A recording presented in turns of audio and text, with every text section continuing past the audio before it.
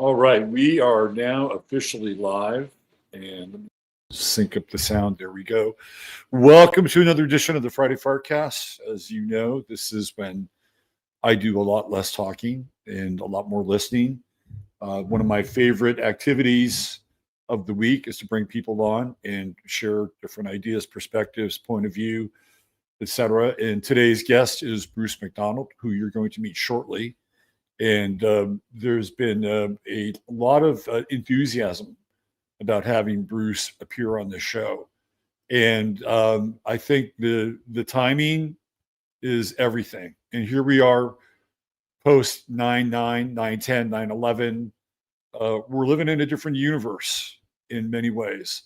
And I thought that having Bruce on the show specifically for this Friday would give us some interesting insights, both from his life, his work, his world, and what kind of alchemical brew that we can cook here for the next couple of hours, because the world is rapidly changing and you're living in historical times, whether you understand and believe it or not. And in many ways, unlike anything we've ever seen based on the history that we do know. So before we bring Bruce on, let me just talk a little bit about True Hemp Science. And True Hemp Science is, of course, the sponsor of this show. And all you got to do is go to truehempscience.com, check out all of their offerings. It's the best CBD you will find on the internet. You could ask some people in chat who have become a regular customer of Chris and his exquisite blends of CBD, THC, CGA. He does an amazing job. So go there, you spend $100, type in 15MINS, and you'll get the goodie bag that comes along with your order. So it's like waking up and having a little Christmas stocking in your order. It's the Whitman sampler of your order, and everybody looks forward to that. And of course, by supporting Chris and his business based out of Austin, and he sources everything here in this country. It's all organic. Right? You support him, you support the show, you support your body. It is the circle of life. So if you spend $150 or more, you get free shipping, and there's always a 30-day money-back guarantee. So big shout out to Chris and True Hemp Science. All right, let's waste no more time and bring on the man himself, Mr. Bruce McDonald. I'm going to read his bio in a second here. Hi, Bruce. Hi, Robert. So happy you're here. Thanks for making time to share with us, hang out with us today. Yeah, well, thank you for having me. Yeah, you're welcome.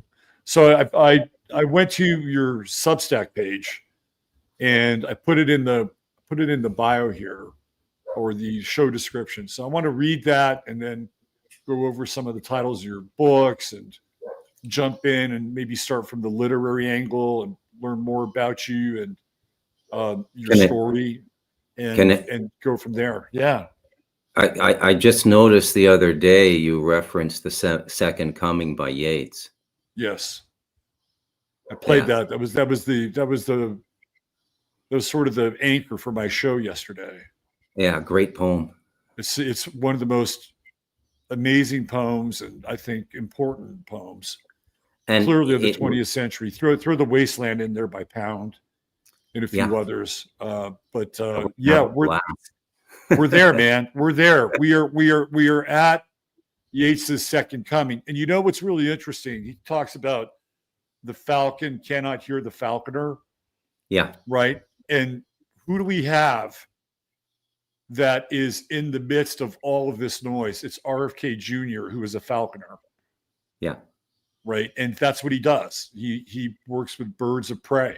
And he was, whatever you think of Maha or RFK and his background, what he's trying to do, when he was in the throes of that chaos in DC with the various senators and representatives, it was like there was no discussion, there was no dialogue. It was just shouting, noise, and chaos. And so literally Kennedy the falconer cannot hear the falcon. Yeah. And to me, that was like a major event. And not just major in the sense that, well, it begins to reflect Yeats' Second Coming, what it does is it shows how many people are willing to sell their souls for nickels on the dollar. And 100%. yep. So what we saw was a revelation. That was a Yep. revelation. If people couldn't figure that out, you're gonna have to go back and sort of revisit that. So let me read your bio here. I want to get into your bio, and I want to read it straight off of the description of the show. So give me 1 second, and we'll get into the titles of your books and everything that goes along with that. So let me get in here and do this.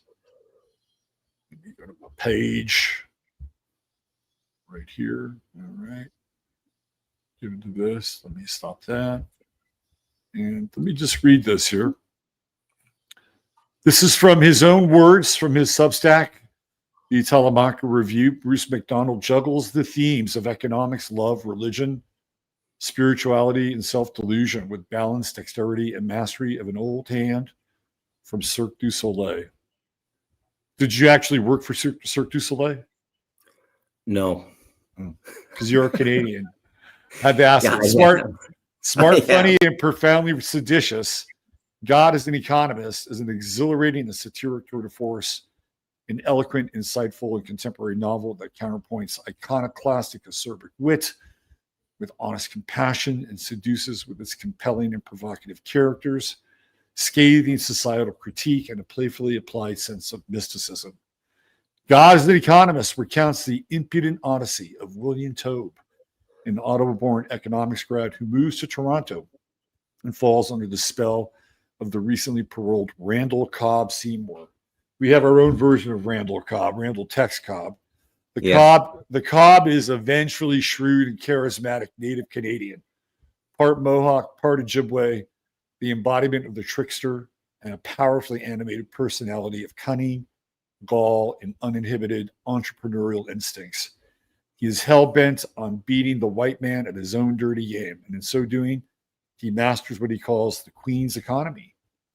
Good-hearted Will not only becomes involved in cop scams, but finds himself swept up in his own evolving urban vision quest. So you can find out all about that and more at Bruce's Substack, which is listed right here.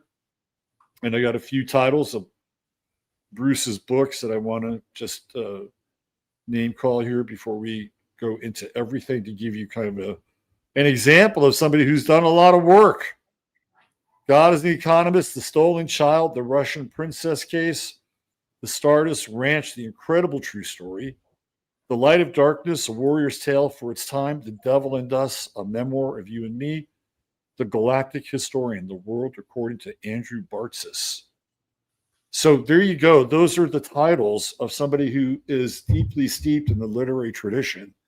And I think I'm gonna have a blast here going into that world with you. So let's start with the writing thing.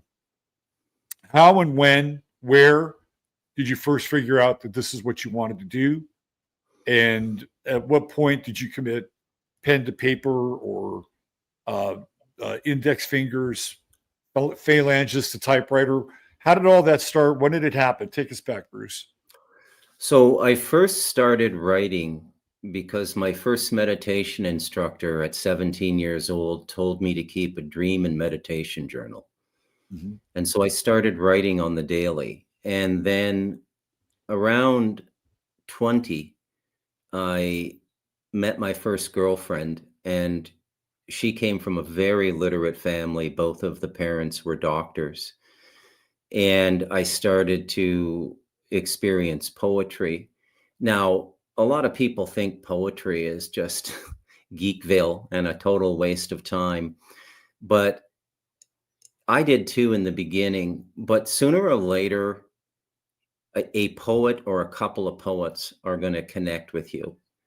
And the ones that I just went absolutely apeshit about were Ted Hughes, the British poet laureate, husband of Sylvia Plath to some, and Wallace Stevens, the American insurance executive. Man, I was going to name drop Wallace Stevens at some point because Sunday Morning might be my favorite poem of all time. Oh, unbelievable. Now, if you were to be riding the subways in Toronto in 1986 or 87, you'd see a young Bruce McDonald on the subway reading the collected works of Wallace Stevens. Yeah. And then from there, I just went out, and my first love was poetry. And then I read novels, and I was really attracted to what I would call the esoteric writers, Herman Hesse. I did the whole beat phase, Dharma Bums on the Road, Kerouac, Ginsberg, the other crazy heroin Burroughs. I actually met William S. Burroughs in 1988 at Convocation Hall, University of Toronto. And then I just kept reading, and I'm still an avid reader. I have to do it all on iPad now because Amazon delivery charges are outrageous in the jungle. Yeah. And my favorite novelist, hands down, is Cormac McCarthy. So yeah, and then I have a journalism degree, and I got a journalism degree knowing I wanted to be a writer. And rather than study English, I was motivated by what Hemingway said. He said, study journalism. They'll teach you to write a declarative sentence. That's so true, because I was an English major. Yeah. And no offense. No offense. No, it's okay. It's all right. I mean, I didn't start off as an English major. I started off doing basically television broadcasting. And I did that for about 2.5 years. I had a major kind of falling out with the medium at a certain point and sort of turned my back on it. And I didn't know what I wanted to study, but I started hanging out with this really eccentric woman in San Francisco. Her name was Dortha, and she was probably the most interesting person I'd ever met in my life. And she had a way of navigating through the literary world that to me was fascinating. I'm like, okay, well, I'm going to be an English major now. And it has its upside and its downside. The upside is I got really, really good at writing essays, which I was never very good at. The downside is it felt like, to me, it was eating away at my imagination, because you always have to sort of have this deconstructive, critical view. So I developed that really, really well. But the more poetic side, imaginal side, I think suffers if you decide to become an English major. So I think Hemingway was right. I didn't want to be a creative writing major because a lot of the creative writing people felt kind of lightweight to me. The heavyweights were in the English department, by the way. And I got an amazing education for on the cheap at San Francisco State. And Anne Rice had just left there. She went on to become a big star, obviously. And then Frances Mays, she was teaching there. She went on to teach right under the Tuscan sun. Stan Rice, Anne's husband, he was there. And Leonard Woolf, who is the father of, what's her name, the sort of feminist, Naomi Wolf, her father taught there. So it was a really, really good department. And I learned a lot. And I also got very soured on academia as well. Because I saw that there was a very narrow sort of bandwidth, and sort of the new school of criticism was coming in, which I thought was completely insane, by the way. Yeah. And it's like, you're going to ask me to read the cantos by Pound, and you're telling me I should know nothing about the guy's life, to understand what he's writing about. Yeah. I mean, talking about disconnected. Are you there with me on that? 100%. I went through a huge Pound phase. Huge Eliot phase, huge modernist phase. That one lasted 3 or 4 years. That was most of my 20s. I didn't hit McCarthy till I was in my 30s, but I did a deep dive on Pound. And not only a poet, I think he was the preeminent symbologist, or what is the name? Semiotics mind of the early 20th century. He decoded everything. He had audacity, right? He's like, let me take on the Tao Te Ching. Yeah. I don't know Chinese, so let me take on the Tao Te Ching. Yeah. And I also speak Mandarin. I lived in Taiwan, and it's faded quite a bit now, but I still dazzle the keepers in Costa Rica once in a while. So I have that in common with Pound as well. I've also been a voracious reader of scripture, mystical biography of saints. It's really obscene, the list of books I've read. I mean, probably as much or more than most tenured professors in a comparative religion department, because I always found scripture to be the ultimate poetry, and a poetry that was unashamed to say that essentially, when you're reading it correctly, what Stevens figured out, which is that the imagination is real when you use it properly.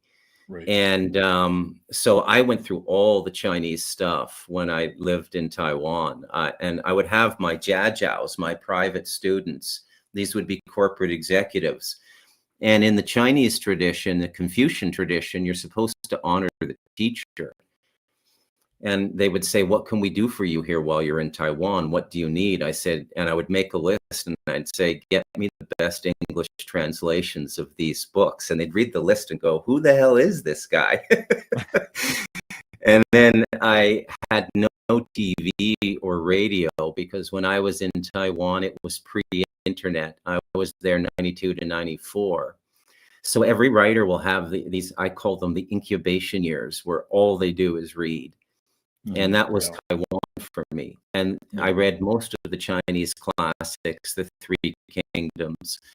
I familiarized myself completely with Li Bai, probably their most famous poet. By the way, Chinese poetry is considered the best in the world. Most English speakers balk when they hear that. But when you understand that every word in Chinese has 4 tones, you start to understand the musicality that they can get into in their poetry. And so while I was in Taiwan too, I also studied with an esoteric Buddhist master who was also a rotating professor of microwave physics at Princeton, spoke fluent English. And then I also studied with a very revered master of Northern style of Tai Chi Chuan and Taoism. I actually was going to do a book with him, with a photographer from San Francisco. So the mystical and the literary have always been first cousins for me. And you probably won't be alarmed when I say this. It's one of the reasons I find modern literature almost complete garbage, with the exception of McCarthy. And I mean all of it. I mean, I literally wanted to burn Infinite Jest when I finished it. And that was a turning point for me. And I hope you don't love that book. I'm not invested in David Foster Wallace at all. Yeah, when that book came out, and the reaction he got from the literati, I just said, this is the official death of literature, if this is what they're calling literature now. Other than McCarthy, I think the last really good book I read was maybe American Pastoral by Philip Roth. Interesting. So now I just cycle through the classics, and I'm rereading all my Dostoevsky now, and rereading all my McCarthy. I try to get 2 to 4 hours of reading in a day. Dostoevsky was a master, brilliant writer. Oh yeah, absolutely unbelievable. It seems like there's a theme that runs across all media, and we'll call this media print media, that everything has become a degraded copy of itself, whether it's books, movies, and I have some ideas about why the movie part has become degraded. Music, there's nothing new or interesting or soulful or meaningful happening in any of those. And most people are looking back now. They're going back into the 80s, the 70s, the 60s, the 50s, even further back, into other centuries, because the well is run dry, or seemingly so. Now, I think that the new medium is what we're doing right now. Yeah. This is the new medium. This is the new jam, the new technique, whatever you want to call it. Yeah. And I think it's valid in its own way, but it's different. I know, and I think we're too close to it right now to be able to quantify its impact on each of us. Like even how you got here to this show is a byproduct of this whole process. Yeah. So there are some interesting things happening, but they're not happening in the places that we used to look. Yes. Yeah. So the last 4 books I've written, I actually coined my own term to describe the books I write now, beginning with Stardust Ranch. I call it metafiction. So it's nonfiction that is so outrageous it goes beyond fiction. Anything like even Haruki Murakami, it just goes beyond, beyond, beyond, beyond. And I deliberately sought these topics out, and I deliberately wanted to bring these people forward. And they were all universally positive experiences, with the exception of the galactic historian, but that's a whole other story. Maybe we shouldn't get into it. And I started to find that the muses became quite literal in these books, very different than creative writing. Now, between the creative writing and the meditation, you start to figure out what the muse is with every book. And then you look at your life and you realize that everything has been guided. You know, I don't mean to sound like I'm falling into that Eastern nihilism, you know, where everything's an illusion and your fate, but there is some truth to it. And every book I've ever written has had a profound muse or group of muses associated with it. And the muses are not what we think. They can be angelic, they can be demonic, they can be extraterrestrial, they can be a collective hive consciousness on the 4th or 5th dimension. And that's been a very interesting part. And I can do it with other writers now too. I can tune into the book and find out what influenced them. Right. And that's been a very interesting unfoldment. Storytelling will never go away. AI will never be able to tell stories. AI can't feel. And until you can feel, you can't really tell a story, because it comes from the intelligence of feeling. And when I did take English literature courses, in the course of getting my journalism degree, and the conclusion I walked away with was they convert beauty to analysis. They exactly. Yeah. And then, so, you know, do you ever see a movie called Barcelona? I forget the director. He was in the mid-late 90s. Yeah, I know the movie, but I haven't seen it. Oh, it was just, they have these 2 guys talking at a cocktail party, and one of the guys, they're talking about literature, and the guy says, "Oh, I'm very well read." The one guy says to the other, "You're extremely well read. How do you find the time to read all these books?" He says, "Oh, I've never read those books. I just read criticism." Right. And there are people that do that. I mean, yeah, it's like the Cliff Notes, but of course you're reading it through their lens. There's a guy who wrote this book years ago, like in the 90s. He African, but born and raised in England. His name is Kojo Eshin, Kodwo Eshin, Eshun. And he wrote this book called Nothing Like the Sun. And he termed what he did, or how his literary style was, sonic fiction. And it's all about the exploration of the sort of the science fiction, futurist model in Black music. And the way that this guy wrote was amazing. Yeah. Like, so does it sound like metafiction to me? I don't know. It's his own version of it. I'd have to like only read like, I don't know, 10 pages at a time, because everything was so dense. The ideas were so compacted, but not in a way that made it feel claustrophobic. It was like, what did I just read? Yeah. Like, this is really like a sentence. One sentence could just take you somewhere. Yeah. And And I don't know the book, but I just looked him up. And every time you find something extraordinary coming out of Africa, it's 9 times out of 10, it's Ghana. They're the tip of the spear for the African Renaissance. And very interesting country, Ghana. And also the location that a lot of Western blacks are repatriating to if they want to leave Western Actually culture. setting up like almost like tract homes in some ways, right? But with some intention and thoughtfulness behind the whole thing. Like really, really interesting. Yeah, that book, if you can find it, I think you'll pay about $350, or it's on Roulette Press. I'm going to try and find I'm going to try and find an EPUB if I can, because I can only read on the iPad now. Well, if you can grab that, you will be vastly entertained because of his use of the written word and his incredibly deep knowledge of Black music as a future-oriented medium. He gets into Parliament, Funkadelic.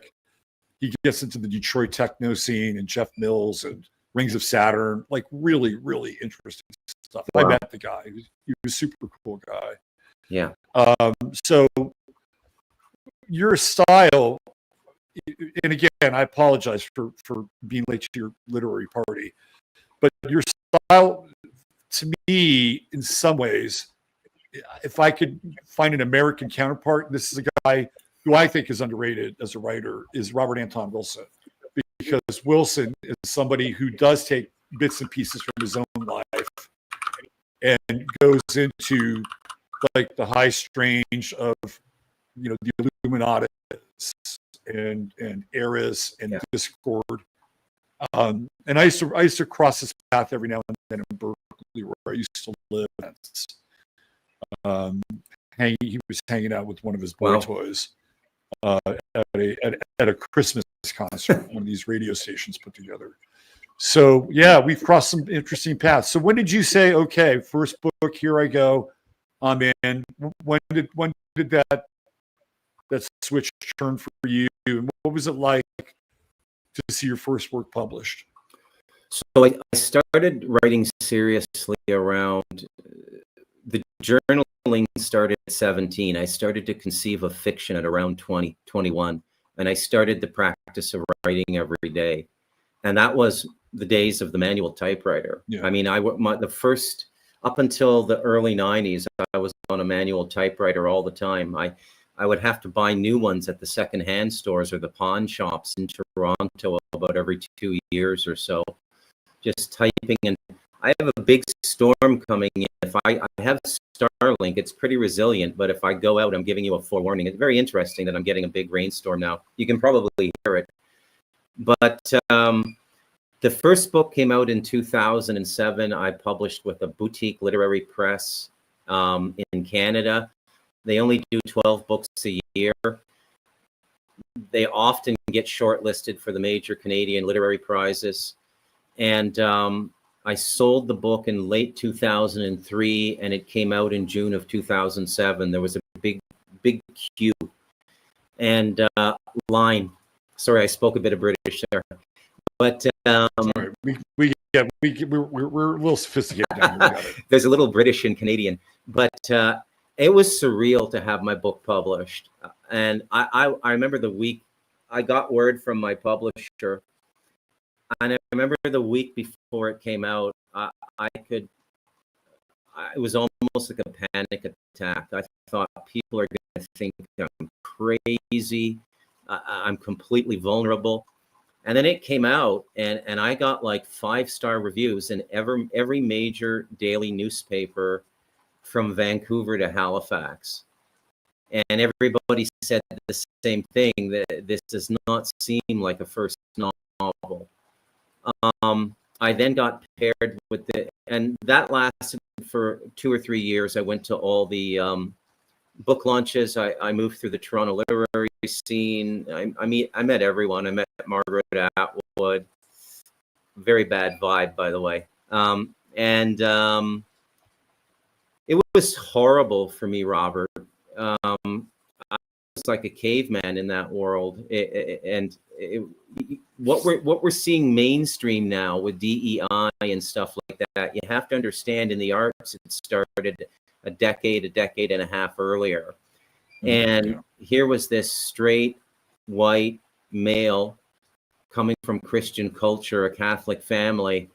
And you'd get open contempt meeting people at book launches and stuff like that. It was quite daunting. And but it was a marvelous experience to publish my first book. I remember I used to go to a coffee shop on the Daily in the west of Toronto, and there was I did an interview with the arts editor for the Toronto Star. And if you ever do this, you're never told when it's coming out. It could be in 4 days. It could be in 2 weeks. It could be in. And so after a couple weeks, I forgot all about it. And then one day I walked into my coffee shop in Canada, which about 75 people could fit there, and it was usually packed. And they bought about 20 newspapers were put in there a day, because people would go to the coffee shop to either work on their laptop or read a newspaper. And I walked into the coffee shop, and like 20 or 30 newspapers folded back like this and stared at me. And that was they did a feature piece on me in the Toronto Star, and people were coming up and shaking my hand, and it was quite an experience.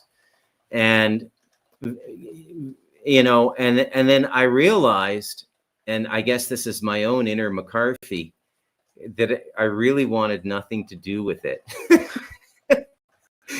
That's really funny. I don't know if you know this, but Joe Rogan just interviewed Charlie Sheen. Yeah. And they talk about the runway. Yeah. And like neither of them wanted to ever be on the runway. Yeah. And it was like, and I thought that Rogan had a really good kind of metaphor for it.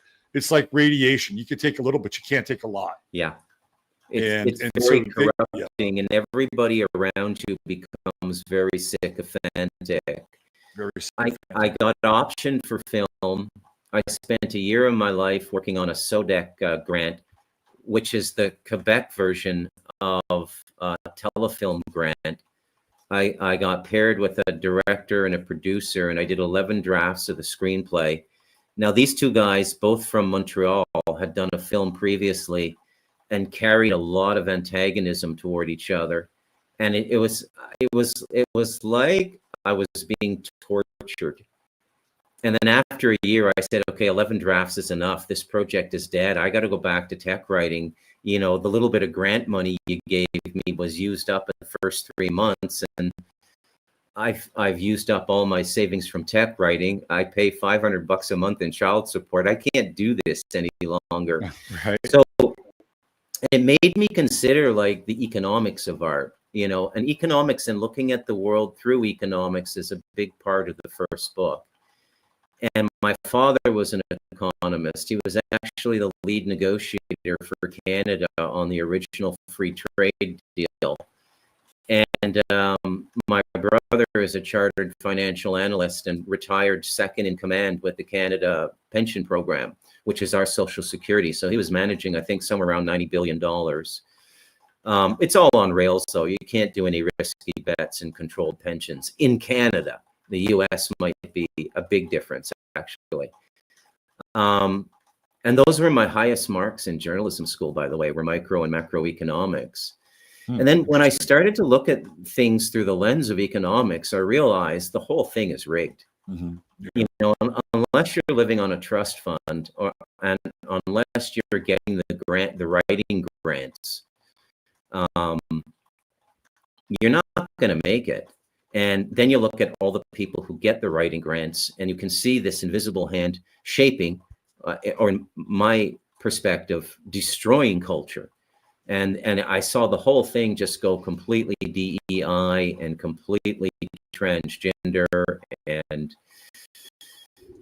you know, not that there isn't some good, really good native fiction in Canada and other fiction coming from, I guess, what we would call back then a minority perspective. There were some really good books, but all of the grant institutions went in this direction. So it was very, very disheartening for me. I ended up getting paired with the best agent in Toronto, really huge agency. And I had a 2-book deal with Penguin to be published simultaneously in Toronto, New York, and London. And both books had been optioned by a Canadian producer who did Wyatt Earp with Val Kilmer and Kevin Costner. Wow. And then when I went into the editorial meeting, okay, yeah, okay, yeah. When you go into the editorial meetings, here's literature in a nutshell. You go into the editorial meetings, they sit you at the head of a board table, and there's about 8 seats on each side, and the head of the agency is at the end. I won't say this gentleman's name. And the 2 rows are just lined with the most gorgeous 25-year-old women you've seen, $100,000 in debt because of master's in fine arts degree and creative writing. Right. And they're all telling you how to change your book. And I went to a couple of these meetings, and then I just folded up my papers and said, I can't do this. And I walked out. And everything since then has been self-published. Uh-huh. Now, the most commercially successful book I've had is hands down The Stardust Ranch. It's sold about, I'd say, it's hard to gauge between the EPUB, the Kindle, and the paperback and the hardback, but I'd say probably over 4,000 copies. And for every copy of a book sold, you can assume 3 readers. And there's bootleg PDFs on the internet now. So I suspect 50 or 100,000 people have read that book. It's so prolific now. I experienced the 6 degrees of separation with that book here in Costa Rica. A friend in another province like Guanacaste will call me up and say, hey, I bumped into somebody yesterday who's read Stardust Ranch. They want to meet you. And I said, oh. And then here I am, loving poetry and literature, and I become a little bit famous for a UFO book. Now, it's a good book, and it's very literary. Right. But it's like the ultimate, like my whole literary life has just been one kick in the nuts after another. Well, yeah, I mean, you don't fit the type, obviously. And the way the culture, if we can even use that term now, I think we have to do culture/programming. The way that it is so insidious, and how it either incentivizes or de-incentivizes creativity, individuality, is pretty profound when you step back and look at it. So we're not that far apart chronologically. You're 6 years younger than me. So I grew up, I would say, in the 70s. That was like my, from 10 to 20, my formative years. And I was going through this over on my show the other day, and I was looking at, I saw this episode of The Partridge Family, and it was the Partridge Family got mistakenly booked for a show in Detroit. Now, of course, Detroit is some back lot in LA somewhere, right? So they have to make it look like Detroit. And they wind up going to this community center club called the Firehouse.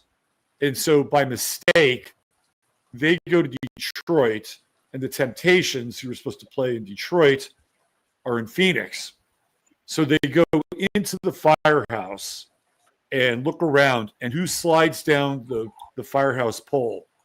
It's Richard Pryor, right? And then his buddy, who is there to run the Firehouse with him, is Louis Gossett Jr. So they're the nice black guys who were trying to run this community center, and they're being shaken down by this black mobster who, if they can't pay for this one payment, they're going to take the club over on Monday night. And the Partridge Family comes in and saves the day for Richard Pryor, Louis Gossett. And there's a couple of scenes where Danny, who always got the funny lines, by the way, Danny winds up bonding with a black radical Black Panther group. Yeah. And they become part of the story. And then they make him this honorary member. And I'm like looking at this, I'm like, there's a reason why people didn't have a race issue for the most part in the 70s. It was because TV was telling us these people are cool. Like you can hang out with them, you can bond with them. And the idea behind that was we want to make sure that we bring these people into society so they can buy a bunch of shit. Right? When they walk into your store, you won't turn them away or whatever. So there was this interesting racial harmony for me in the 70s because I grew up in a very diverse place. And I used to hang out with, black dudes and Mexican dudes. And so that was just, not everybody did that, but I did that. And I realized that part of that was shaped by what I was watching. I wanted to play for, the White Shadow, and be on that team. Right. So to your point, the reason I'm bringing this up is that that's one layer of the programming. Another layer of the programming is they're going to force you to change your style based on the economics of the model. They'll incentivize you to be somebody that you're not, essentially. Yeah, and then you're not doing it for the right reasons. It's interesting you mentioned Detroit, and we're having this literary discussion and the business and culture of the literati. I don't know how this slipped past me, but I just yesterday watched Searching for Sugarman. Have you ever seen it?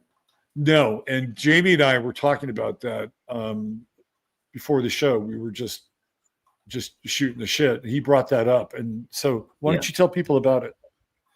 Well, it's about this Latin singer named Rodriguez from Detroit who cut a couple albums in the early 70s, got totally ripped off by his managers, but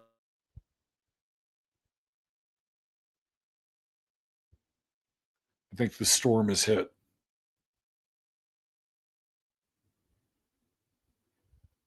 Okay, we're going to let the storm pass. Pass, storm, pass.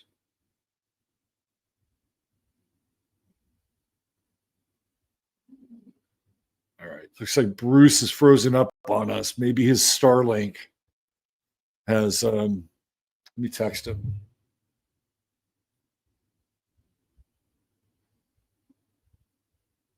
Hold on.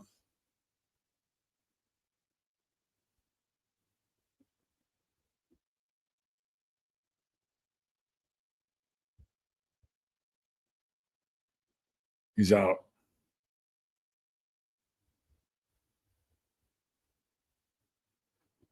All right, let's see if we get back in here.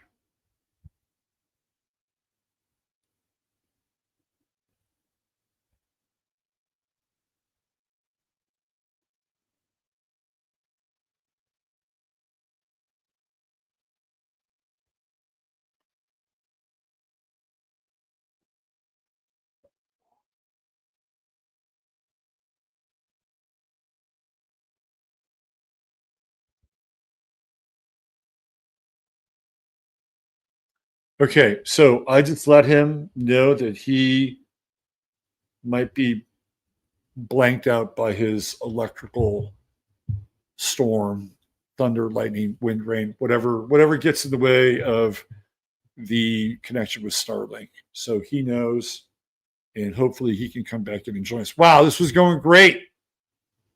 This is going really, really great. So I'll do my best to hold down the fort while Bruce is working on the tech side of things. Let's see. He's back in the studio. Yeah, you're back. Little power glitch there. No worries, man. You warned us. I did, and but we do have to take note that this rarely happens when I'm podcasting. So, so Rodriguez cut these two magnificent albums, and he ended up not making it, and he went on to live a really beautiful life. He had 3 daughters, raised them well. He did construction work, and unbeknownst to him, he had become a huge phenomenon in South Africa and was instrumental in apartheid. And Interesting. they thought in South Africa that he had died. They had heard stories that he had OD'd on drugs. And one story going around was that he had immolated himself on stage, lit himself on fire like one of those Buddhist monks. But it was all untrue. And they found him and brought him back to South Africa for 5 sold-out concerts. But it was about a real artist finally connecting with his audience. And yeah, but getting back to the literary thing, and let's try and merge this, I think, with some of the topics that you and I are immersed in now, like what's going on with the world, what are the negative forces working against it, conspiratorial or transparent, and everybody focuses on the media, Mockingbird media and all of these sorts of things, but you have to be literate to understand that the first people they needed to take out were the writers. I don't think there's been any writer of significance. And even Hemingway, they had to get rid of him. I don't think he was I read, he was not in Cuba, due to whoremongering and alcoholism. He was chased out of the US by the IRS. And then after this phenomenal writer, Ernest Hemingway, whatever you think of him, I mean, he had, I don't have a high opinion of sport hunters. Hunting for sustenance is okay. But you look at literature and they bring in these beats, and there were some of them, really, when you get into it, I talk about this in The Light of Darkness. That was really ugly. People don't see how ugly that was. I mean, Burroughs and Ginsberg were openly advocating for pedophilia. They're degenerates. The beats are, for the most part, degenerates. And there's a whole weird story with Burroughs and the murder of this guy in Kerouac, right? It's very, very dark. And I believe Ginsberg might have been an official / unofficial member of NAMBLA. So the beats are the thing about Hemingway is that, like, a lot of it is about how to be a man. Yeah. Right. And there's a lot of code, like man code, and what a man does when, they face adversity. And so Hemingway kind of understands this, and he's grappling with these big questions about masculinity, character. And this is something that the beats just, threw out the window, on the road to Nirvana. Right. And it is the one thing about the beats that's kind of interesting is that they're willing to kind of explode the form and experiment. And that's kind of cool. But culturally, I think you can make a point. It's a downhill slide from there. Yeah. Yeah. So they, and the really good writers that were allowed to exist. And I mean, it was touch and go with McCarthy. I'm amazed he kept writing, but he did get a MacArthur grant, $250,000 actually, I think, after he finished Suttree. But he had a very, very hard life. And again, it comes down to the economics of writing. Like, how do you spend a year or two on a manuscript and go over it, 3, 4, 5 times? Where do you come up with that time? And it's the same for any medium now, how movies get made and everything.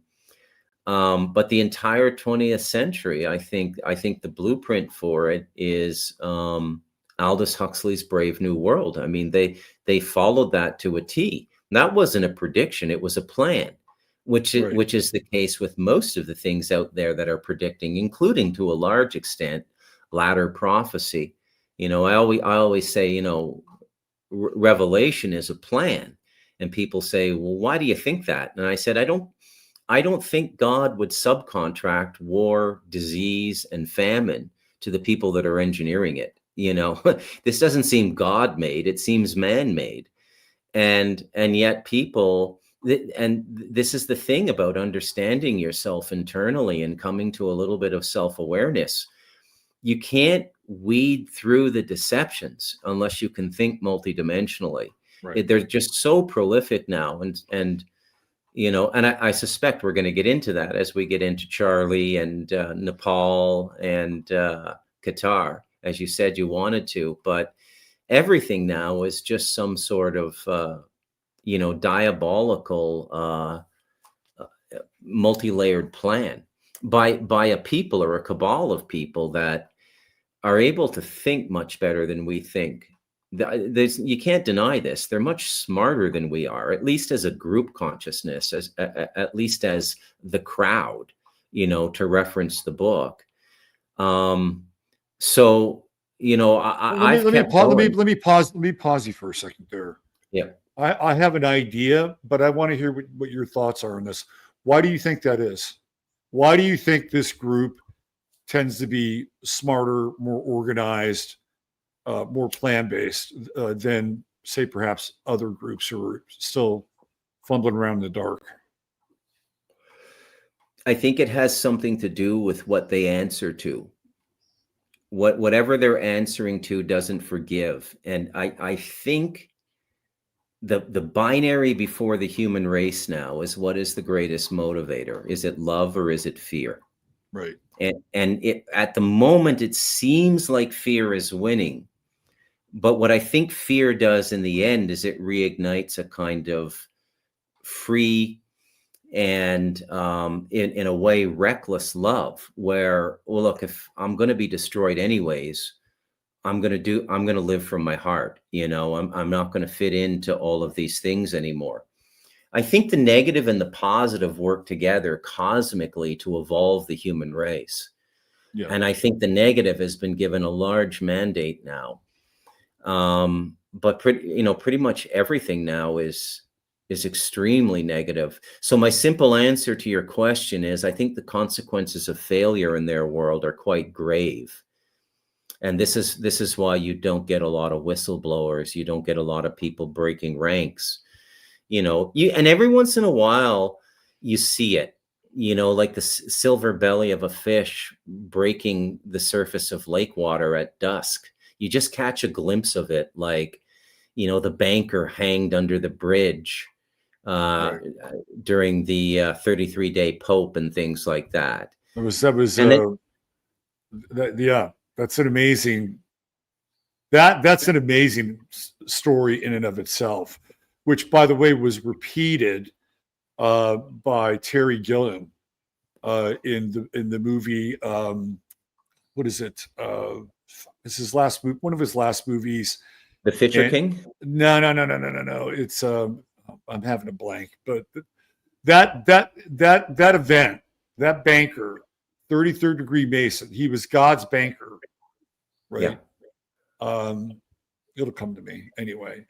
Yeah. So I agree with you. So the consequences for failure on their end are very dramatic. They also seem to be playing by a completely different set of rules. Like we have undertaken to some degree, like a stand on morality or being human or having heart, right? Yeah. So many of us come out of this Christian tradition, where forgiveness, love, redemption, it's all kind of woven into the fabric of our lives. Even if you're an atheist, you're not going to be able to escape that. Yeah. And the people who we're talking about, they have no relationship with that at all. And I threw this out on Twitter just to stir up some dust. Like, I don't really believe in karma, not in the way that people understand it. And yet the masses almost accept it like a religion. And the people that we're talking about, they don't believe in karma. They don't have any investment in, how God or the God that we might answer to at the end of our days.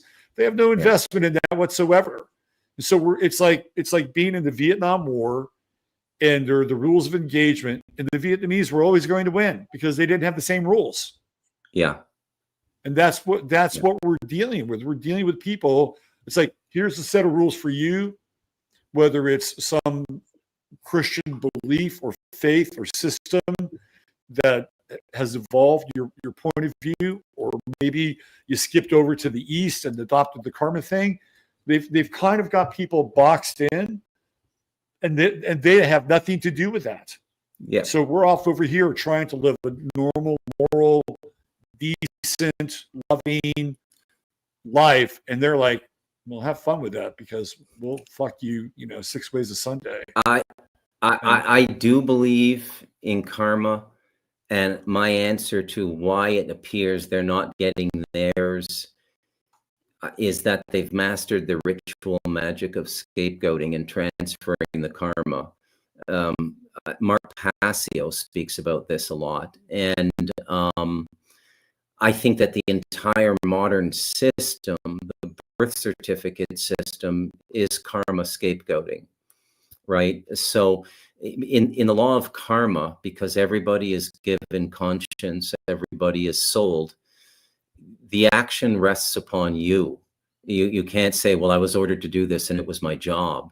Now, if you look at the world through that lens, you will begin to see how horrific it is.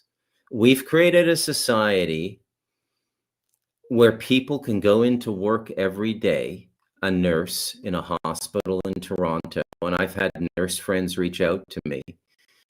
They know they're killing people with these injections. They argue with the hospital administrators and the senior doctors on the floor, and they're told to do it.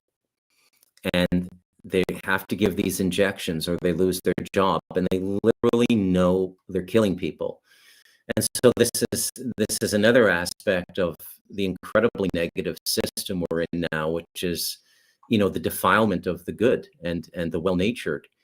And when people think of warfare, we have this simplistic view of warfare coming up from shield and sword, mounted cavalry, then the horrors of the first concentration camps in South Africa that the English put the Boers in 1905. Then we come into mechanized war, which was one of the catalysts, I think, for Eliot's The Wasteland.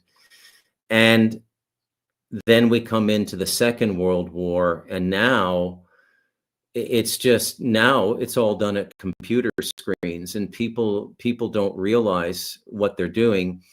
And we look at warfare, and you've got the UFC and all of these gladiator games like ancient Rome, but the real weapons are right in front of us, and we never see them as weapons. The greatest weapon ever created was money, and then concatenating that with centralized banking, and then through the 70s, taking the independence of those central banks away and concatenating them all into a mega structure that's run by the Bank of International Settlements, the IMF, and the World Bank. Now under duress and possibly going to be replaced by BRICS, I don't know, but I would suspect that the BRICS alliance is at the top level under the same forces that gave us the Bretton Woods banking system. Mm-hmm. Yeah. I don't think you meet the new boss, same as the old boss. Right. And if you're out about in the world and you're privy to the Chinese colonial footprint, which is largely commercial, they don't go in the way we did. The reviews are coming in already, and they're not that positive. Ask Africa about Chinese investment. So it's meet the old boss, same as the new boss. Right. So how do we get out of this system? Well, I don't know. It almost has to burn to the ground because money is such a hypnotic thing in everybody's lives. I mean, I make a good living. My principal living is grant writing. I get paid on commission, and I get paid very well. I do tax credit grant writing for technology companies in countries that have programs for tax credits based on R&D and experimental development. I'll be doing some grant writing for some native communities in Canada in the next 3 months.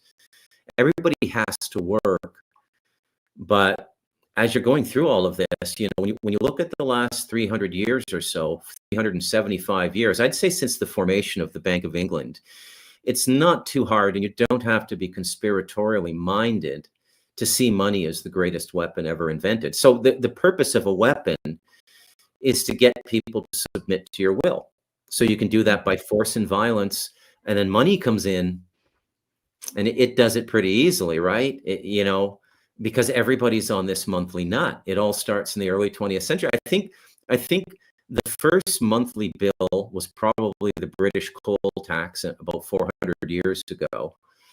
And there was no reason for that tax. The king just decided that he would tax coal. And he created a guild called the Worshipful Company of Fuelers, and their job was to collect the coal tax. You could almost look at that as the first private-public partnership. And then we just go from there. And now it's just producing so much chaos in people. It's very difficult to understand what I do to explain it to people. There are all these programs that have been put in them to call me a conspiracy theorist, even though I'm just holding out the color blue and saying this is blue. But the program is telling them he's crazy. That's not blue. He's crazy. So I don't know how we get out of this. I'll get out of it. I mean, I moved 30 minutes up a dirt road into a UNESCO heritage site in southern Costa Rica and have probably 40-50% of my food supply readily at hand. So, but I mean, if everybody did that immediately, went to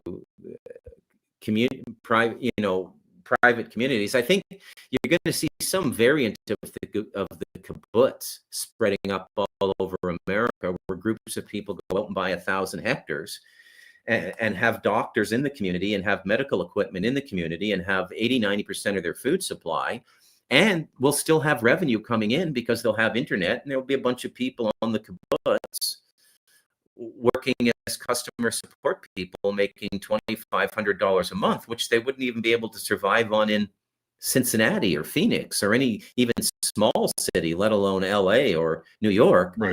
But because their homes are all paid off, they don't have property tax because they studied the zoning regulations and built on wild or rural areas that had no zoning.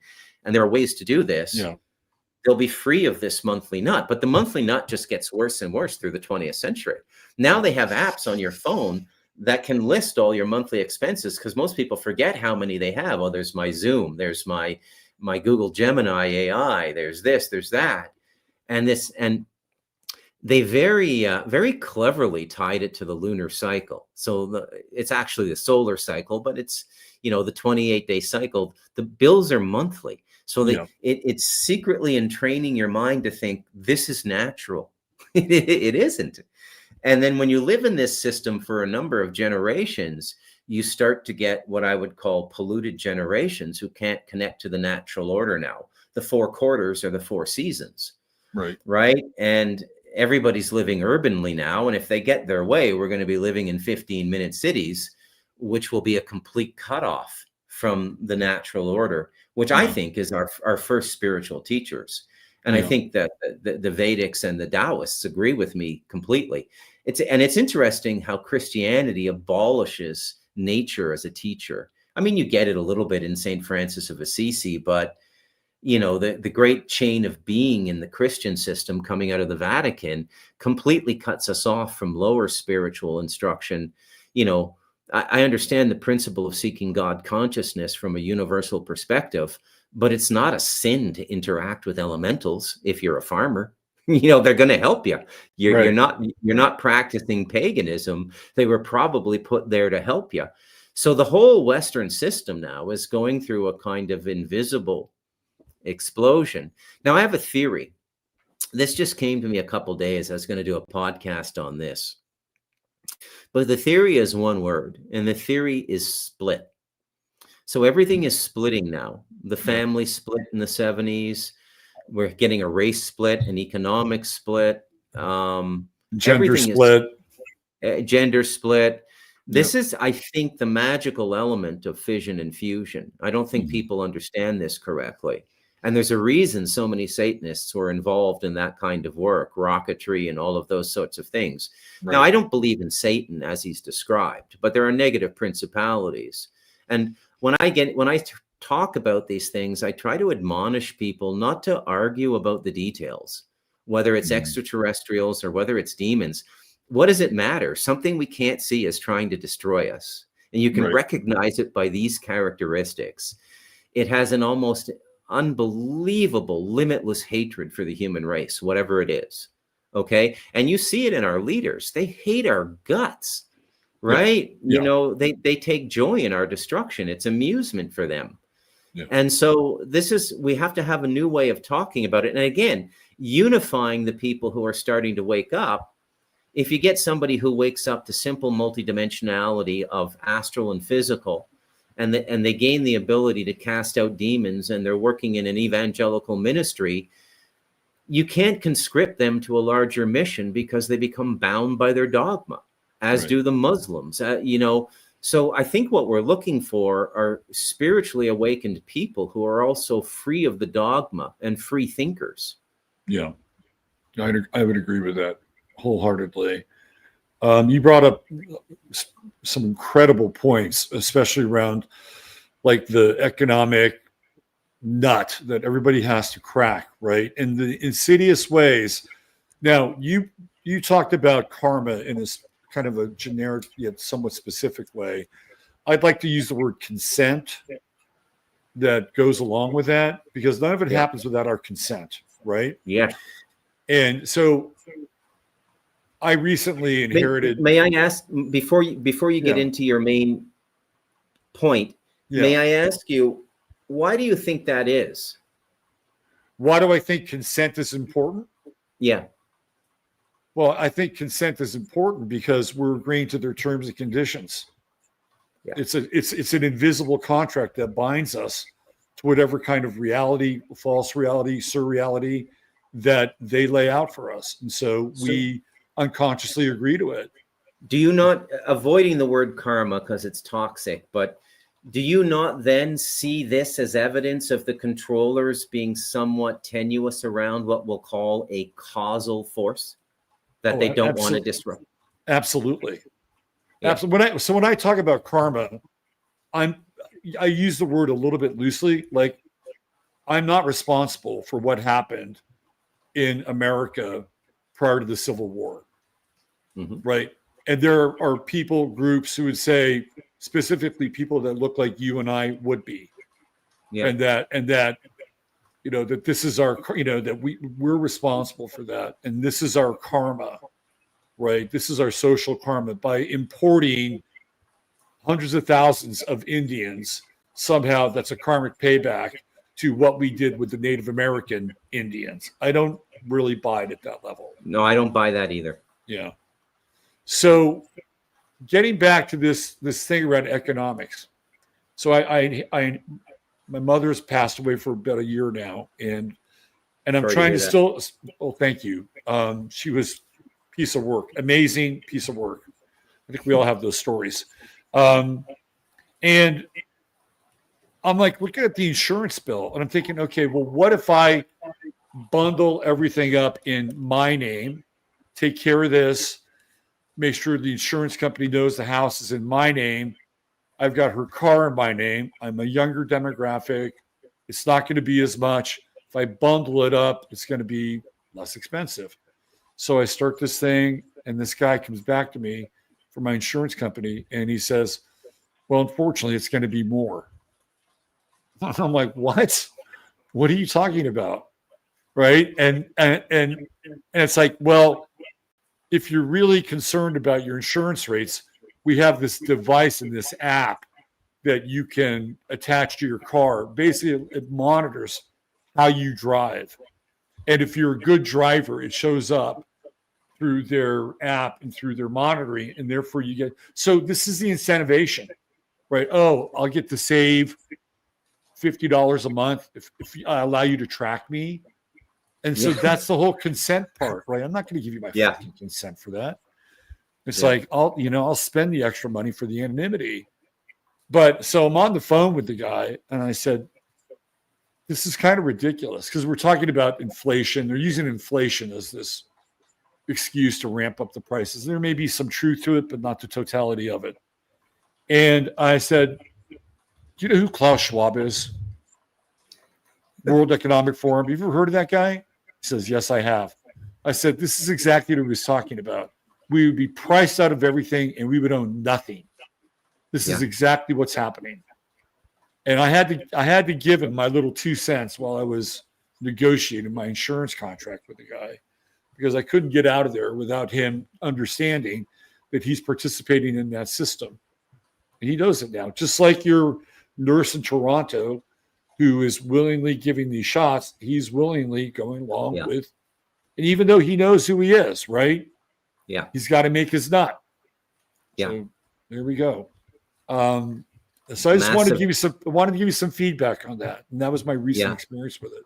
So I see that. I see all of it as an intentional demoralization campaign. Yeah. Now, if you don't see it clearly in America yet, remember that I'm Canadian and I still follow Canadian news. And the entire decade of Trudeau Jr., Justin, was a giant demoralization campaign. That country has been utterly transformed in the decade he ruled. He literally destroyed the country. And now we've got a guy who is, I mean, he must be in the top tiers of whatever visible authority is running things. You don't, in all of my years of studying economics, I've never seen a foreigner poached to run a central bank, let alone a Canadian recruited to run the Bank of England. That tells you who Mark Carney is. And so it seems really hopeless now. And I don't mean to spread hopelessness, but at an organizational level, I just don't see how it's going to get any better. And these forces of destruction are everywhere in the United States now. We see them on the street. Now a lot of it again is the product of the greatest weapon is money. A lot of these activists are incentivized by pay, and they're false. They're not organic, but nonetheless, we see, and we're being told by our own academe in the West, and we're being told by external sources that we deserve this. I don't believe that. I agree with you 100%. Yeah, I mean, I don't think that, and they're trying to use this idea of karma or reciprocity to jam it down through people's throats. But this is not real karma. We didn't do this. Right. You know, if you want reparations for British colonialism, track down the descendants of the East India Company. I'll find some forensic auditors and but go hunt down the Goldschmidt family. Right? Yeah, I mean, the kind of rhetoric we're getting out of people like Gavin Newsom now and Kamala Harris, and which are the American versions of Justin Trudeau, it's just ridiculous. And it's meant to be ridiculous. It's meant to insult us. It's meant to alienate and isolate us. Yeah. But you can't really react very emotionally because you'll be targeted. Yeah. So I agree. The emotional part is something that I talk about a lot, because if you spent any real time meditating on the situation, contemplating it, you will be furious and enraged. Yeah. And everything becomes a flashpoint, and everybody is the potential to be an enemy, and your cortisol levels go through the roof. You're always in fight or flight, and they have us at each other's throats. 100%. Yeah.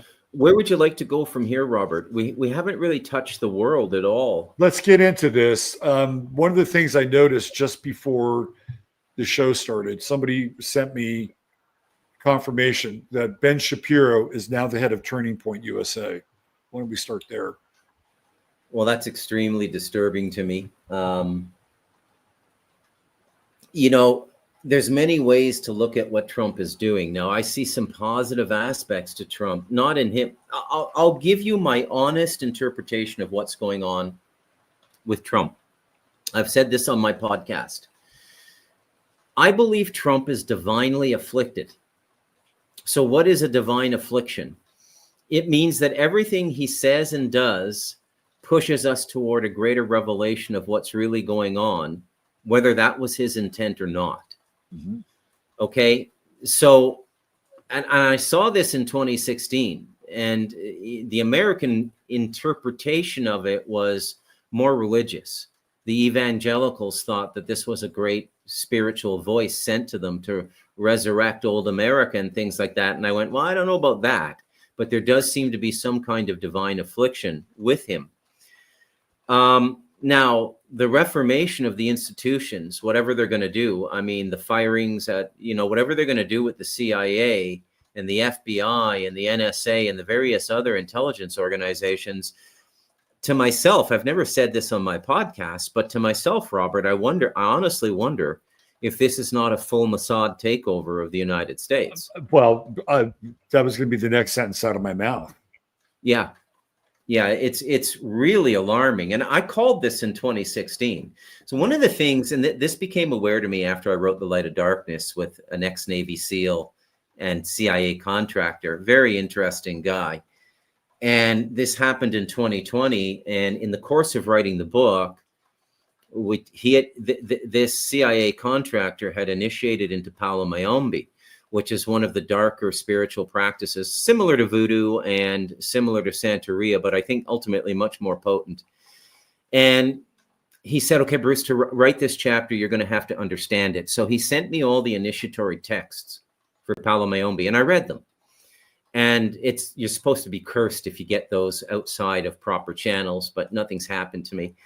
And I had never considered the force of black magic before. And then I had it demonstrated, and I went, okay, it's real. It's scientifically, it's been proven to me. But the thing about multidimensional science is you can't achieve wide scale consistency. It's not like a combustion engine, but it can be proven to your satisfaction.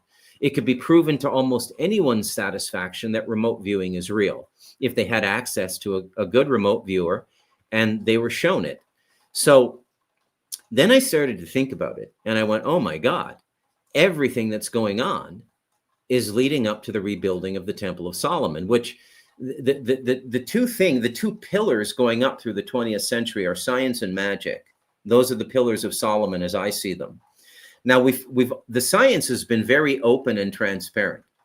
The magic has been hidden. The best kind of society for magicians to operate in are societies that are so rational they ridicule people who talk about magic. That's the very best society. Because the science is the magic, right? The science is the magic in some degree, yes. That's what they want to sell us. Yep. But that's really what's happening. Yep. So the two corollaries are CERN and the Temple of Solomon. And everything that's going on now is about building the Temple of Solomon. And I don't believe for a moment they're content to build it underground. I think it has to be above ground. Yes. And they want that location. What is it called? That specific location where the Alaska Mosque is built. Yeah, it's the Dome of the Rock, right? Dome of the Rock, yeah. But yes, I thought it had so Golgotha, where Christ was crucified, that's not the same location, right? That's a little more distant. Yeah. Yeah. Have they slaughtered the red heifers yet? I believe they did. I believe the trial run was the real thing. They said it was a trial run, but I think it was the real thing. I don't think you're allowed to do trial runs of rituals. I think it's offensive to the entities you're dealing with. So I think they did it, and I could feel something in the psychosphere. And then a few weeks later, I found out that they did the red heifer ritual. And then there's another thing, like we live in a world where the media will openly mock Muslims and Christians for their beliefs, and nobody stops to say, okay, right. You're never going to see anybody look Rabbi Shmuley right in the eyes on Piers Morgan and say, so let me understand this. Your goal is to build a magical temple in which you're going to ritually sacrifice animals because your God likes the blood. And then you're going to burn the carcass because your God likes the smell of burning flesh. But Islam and Christianity are ludicrous. Right. I don't know how they get away. There's one of the biggest spells operating right now. I think the whole Abrahamic system is dying. I think that when you pivot a power-based, control-based, religious / multidimensional teaching on prophecy, which I think, and you set dates. Well, what happens if those dates aren't hit? If nothing happens, something has happened. Think of the psychic chaos in all the believers. Yeah. Right. So we're in a very dangerous time now. In our collective co-creation of this reality, because a lot of people, probably about 3 billion who've been caught up in these Abrahamic systems, are just going crazy now. Now, don't confuse what I'm saying with, like, I'm not crapping on all the religions. So when I'm studying spirituality, I follow people, not. So for me, Islam is Rumi, Hafiz, and Ibn Arabi, the great saint of the 12th century. And anybody on spiritual path should read Ibn Arabi. You don't have to convert to Islam. When I think of Christianity, I think Aquinas was a genius with the 7 deadly sins. I think St. Francis of Assisi was the real deal, a kind of accidental, almost idiot savant saint who stumbled into it. And what happens is the institutions come in and patent it. Well, this is because of the church. No, he just hit God consciousness because it was his time in the cycle. That's all there is to it. And then you have the Dominicans coming in on top of that and say, we can't have any more of this Franciscan stuff. Yes, right. Absolutely. Yeah, that's enough of this. This is a little too Christian for our taste. Have you ever seen the movie? And we're going to come back to this topic and dive into this Ben Shapiro thing. But have you ever seen the movie The Devil's Advocate? Is that Al Pacino and Keanu Reeves? It's Al Pacino and Keanu Reeves. That movie is the blueprint. Yeah. That is the blueprint. There's a scene in the movie where Al Pacino sends Keanu Reeves to go visit this guy, Delroy Lindo, the actor. And he is a voodoo high priest. Yeah, I remember the cow's tongue. The cow's tongue, right? Yeah. And then they go into the trial and the guy just keeps coughing and keeps drinking, right? And it's like, they're telling you this is what goes on behind the scenes. Yeah. If you watch The Devil's Advocate, you'll learn a lot, including the fact that the guy that Keanu Reeves has to defend, who's an architect, builder, killer, that's all shot in Trump's apartment. I did not know that. Are you kidding me? No, it's all shot in Trump's penthouse apartment. Now, this is something people have a lot of trouble with. Even my rational mind, the journalism graduate, had difficulty with these things, even after 33 years of meditation, leaving my body and everything. But then when I started writing these books, it all came out. And I've been severely attacked a couple times by intentional black magic. One time, after a year of praying and dancing with the Sufis in the West End of Toronto, the sheikh said, it's time to convert to Islam. And I said, I can't do that. I love the way you pray. I love being a part of the Saturday night service, but I'm not going to conscript to a religion that prescribes a universal and eternal hell, because fear is the mother of violence. And that's why there's so much violence in this culture. And I see you as a somewhat enlightened person, the Sufi sheikh. And I said, this all took place in the same coffee shop where I went. And I said, I don't think you should be supporting this. I think that, you should go to a more universal spirituality. Well, he had not karmically untangled from the dogma of Islam and took that very bad. And I went through a horrific 6 weeks, voice to skull, being poked and prodded at night. I had to fast. I had to meditate. And then finally somebody came in, took pity on me and came in and helped me. And then it was all dispelled, but it was one of the most profound demonic attacks of my life, or jinn, or whatever he was using. And they can do that. There's a spiritual element to this war we're in now that people don't realize. And we're sort of kicking our heels, watching Netflix and going through this in a rational state of mind.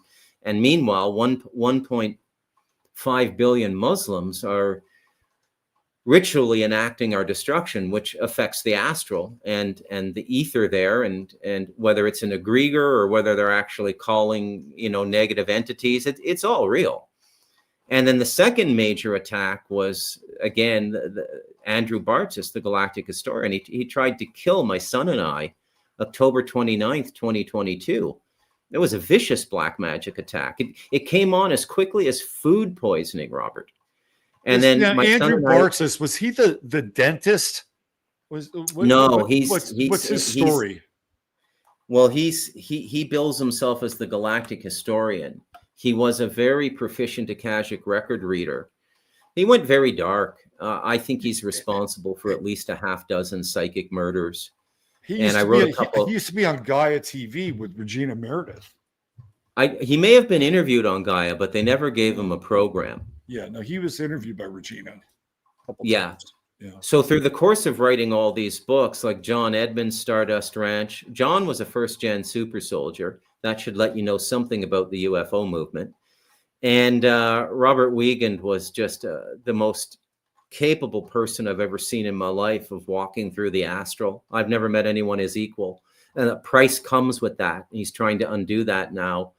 Bartzis was a gigantic psychic in his heyday, like super psychic. Like, these guys are so powerful, you wonder why they haven't been grabbed up by the intelligence agencies. And then you start to figure it out. Right. And when you interact with these people, and you've been on path for 3.5 decades, meditating an hour to 4 hours a day, you osmotically pick it all up. So in the 6 years of writing these books, I had so much paranormal experience on this mountain in the middle of nowhere, portals opening up, all kinds of stuff. And it was like a PhD. And then my own spirit, my own guides taking me through it securely to learn all of this stuff, to have the courage to speak about it, because you can't be certain it's real if you don't experience it.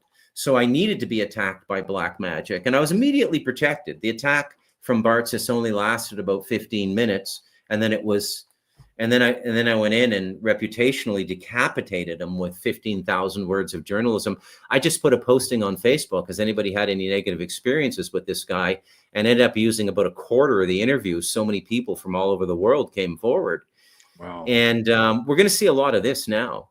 There's a lot of spirituality out there that is really, really negative, masquerading as positive.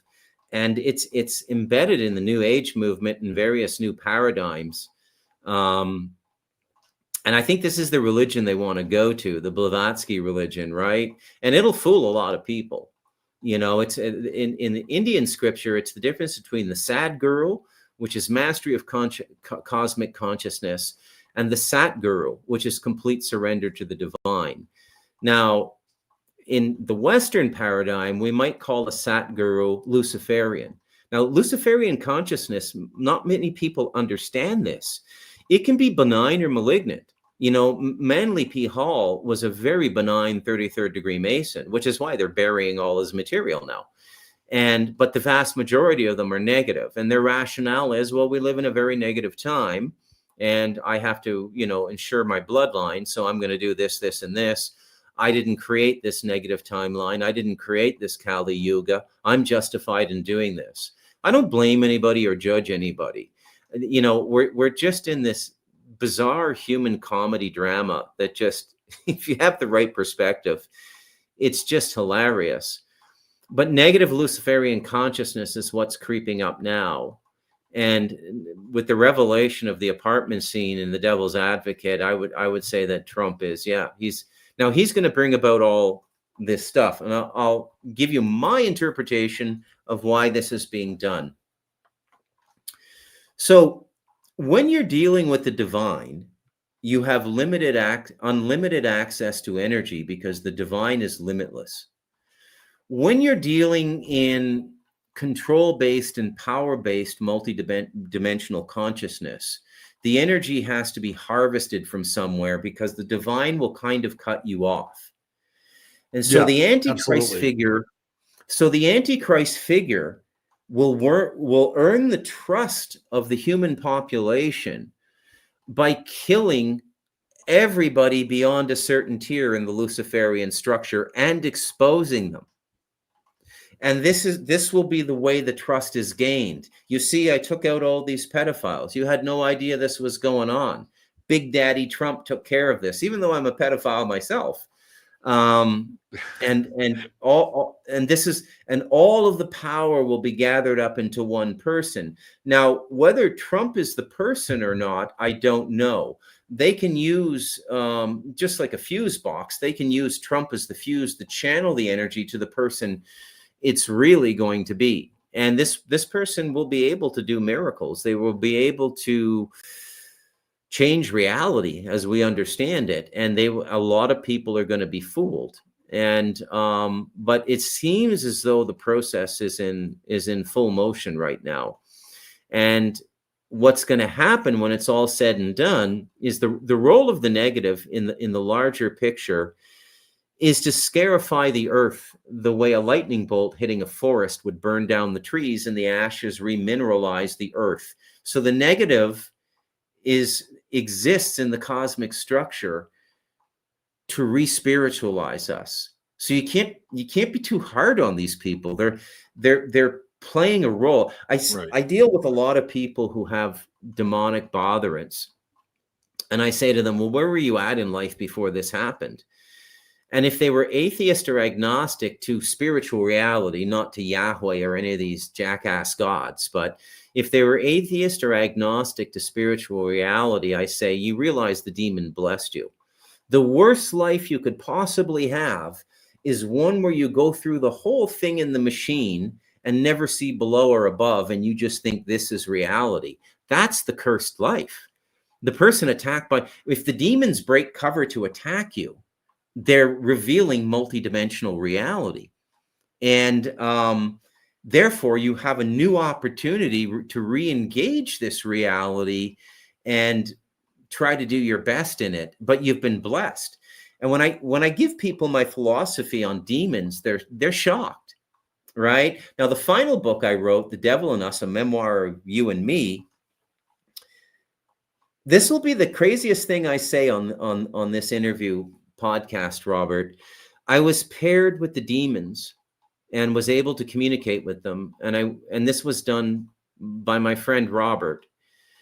And he said, look, the demons have gotten a really bad deal. We should write this book and tell the truth. I said, okay.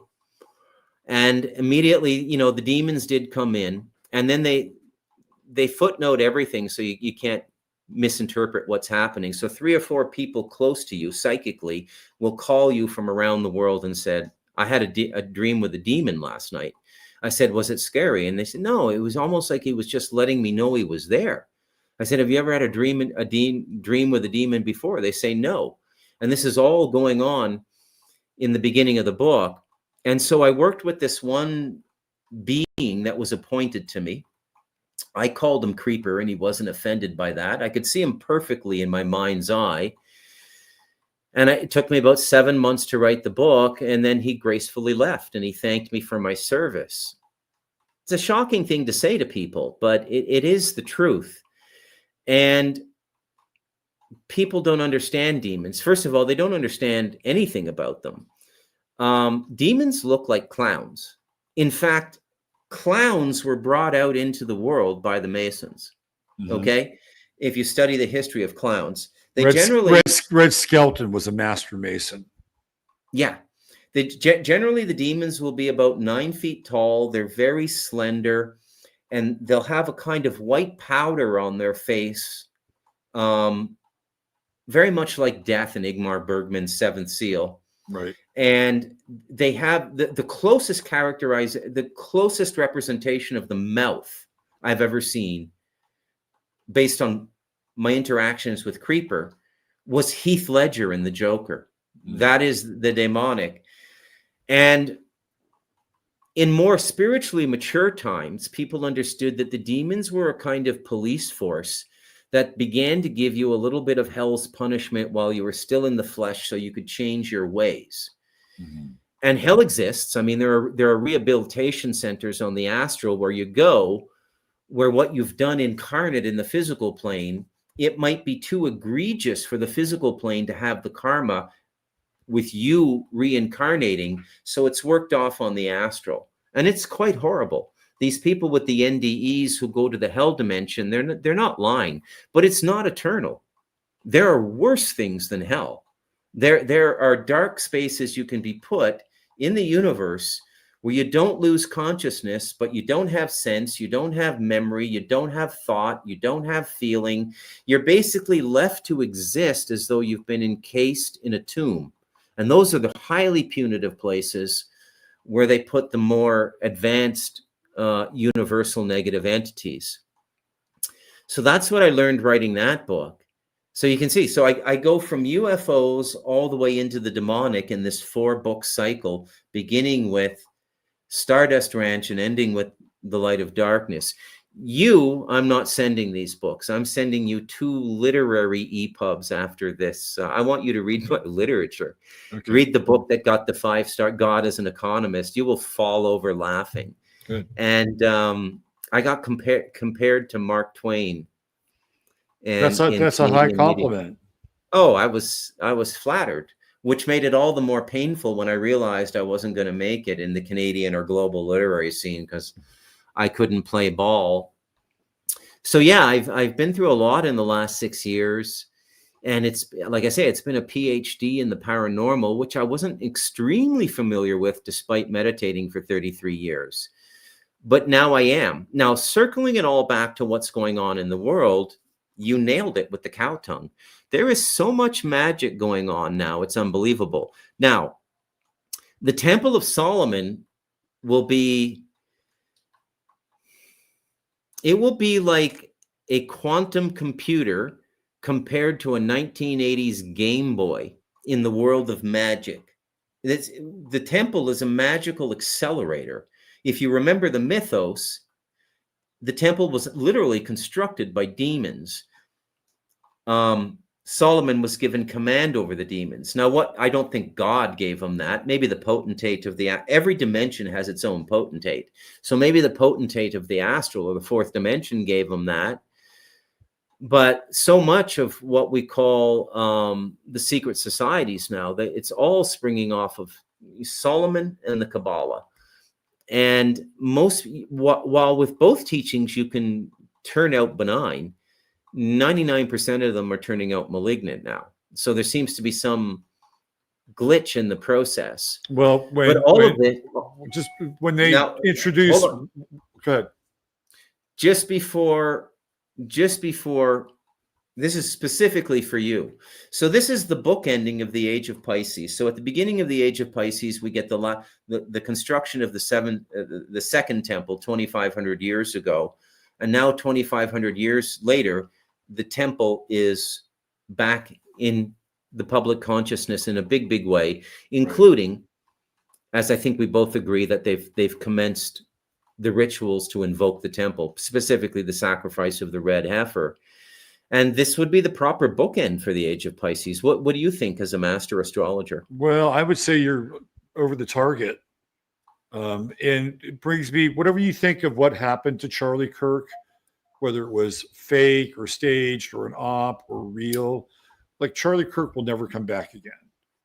Like he'll never return into the flesh as Charlie Kirk. Okay. Yeah. And for me, that happening on 9/9, it happened actually happened on 9/10. So it was the day before 9/11. But we're coming off of 999, which is we're in a 9 year. So we have the 999, and the 999, we're at the height of the Irina Zatsuska theoretical killing in Charlotte, which is a mirror for Charlottesville, where you have the inverse happening. So they're doing inverse magic, right? Yeah. So in Charlottesville, it's all about the evil whites and how the evil whites and the white racists were taking over. Charlotte, it's the evil blacks who are, and Irina Zasutska, if you look at the timing, she's a virgin goddess. It happens during the month of Virgo. So it is the sacrificial ritual. Again, whether you believe it or not, I do. So it's a ritual sacrifice of the White Virgin. We have that, and then right after that, we have Charlie Kirk on 9/10, going into 9/11, which is, in my estimation, I don't know where you land on this, but all the research I've done clearly points to that being the birthday of Jesus Christ, Yeshua Sananda Emmanuel. That is the day. It is not the 24th of December. And historically, I can prove this. I can prove this astrologically through astrotheology, born of the Virgin. I believe you. Right. So now we have this virginal sacrifice, and then you have Charlie Kirk. which is another ritual sacrifice happening one day before 9/11. And Tucker Carlson, again, whatever you think about him, he's about to, unlock this documentary on 9/11. We're about to talk about 9/11 again. What are we talking about? We're talking about Charlie Kirk. Yeah. Which, again, if you look at it in sort of the allegorical Jesus terms, he is now the sacrifice, right? He is the blood sacrifice around the day where this historical being came into this world. It is not by coincidence. It's not by accident. Yeah. And now who takes over the game? Ben Shapiro. Yeah. Right? And that tells you everything. That is a microcosm of what happens after the death and the resurrection of Jesus. You have all these powers who are now angling for control over the mythos, the storytelling, the historical retelling of it, right? So we're in a very different time now. And to your point, I think even though it did not happen near a hill somewhere in Jerusalem, it's connected. This is connected to the temple, the slaughter of the red heifer. It's all part of what Ellis Taylor, who is an amazing numerologist and one of the first guests on my show years ago, calls a mega ritual. Yeah. Hey, can you tell me a little bit about my chart? Sure. Let's do it. You have a very Tell interesting people about chart. the unusual overlap we have. Yeah, let me get you up here. Where let me reopen. I got these blue light blocker glasses. You should get a pair if you're in front of a screen all the time. I have some. I just just not wearing them right now. Hold on a second. Let's see. Where are we? Bruce. By the way, you've got to be familiar with the Canadian actor, writer, director, Bruce McDonald as well. There's another. Yeah. The Mick is the lesser Mac. Yeah, there you go. Yes, he was at Ryerson studying film when I was at Ryerson University studying journalism. That's interesting. Yeah. I'm into the twinning stuff. Another interesting Canadian named Bruce is a guy by the name of Bruce Greenwood. And he was in a TV series called Nowhere Man. Have you ever seen Nowhere Man? No. Put it on your list. If you can find that somewhere on the internet, put Nowhere Man on your list. You will be, it's one of those revelation of the method hidden in plain sight things that they do. Oh yeah, Bruce Greenwood. Yeah, he's probably one of our more popular Canadian actors coming into movies and all kinds of stuff. Yeah. The Nowhere Man is amazing. Basically, they disappear his identity, right? And he's got to find out who's doing it and why. And it goes back to this picture. He's a photographer, and it's a picture from the Vietnam War. It's like part Manchurian Candidate, part like Run for Your Life. It's really an incredible show. Okay. Well, this is showing this in public is like the astral version of my wife hanging up my underwear to dry. There you go. That's you. Well, we're all about transparency here. So what Bruce is referring to is Mars at 0 Cancer, which we both share. And it's real. So Mars in Cancer, to let you know, Bruce, is considered a malefic in astrology. And it's a malefic because Mars is in its detriment in Cancer. And because its opposite sign, where it's exalted, is actually it's in its fall. So its opposite sign where it's exalted is in Capricorn. So we share the malefic, but because it's at the 0 degree point, number one, it's going to be stronger than any other Mars in Cancer, because as you move through the cycle, the planets begin to dissolute their power the further out they get. But it's also the degree of the summer solstice. And so there's a magical element to this 0 degree. The summer solstice, as you know, is considered the night of the witches globally. Yeah. Like they have their major rituals. And so Midsummer Night's Dream, Shakespeare clearly is onto it, right? So there's a magical element to the 0 degree. And I'm a big fan of the Sabian symbols. Are you familiar with them at all? No. So the Sabian symbols were brought to us by Mark Edmund Jones and this woman named Elsie Wheeler. This back in the 30s. And Mark Edmund Jones is considered to be one of the first modern astrologers. And he chose the word Sabian because he saw himself in the lineage of the Sabian Brotherhood, which comes out of Babylon, which, of course, they believe was the first place that astrology really takes root. Anyway, he hires this woman, and she's older. She's not very sophisticated. She doesn't read newspapers. She's an old school medium.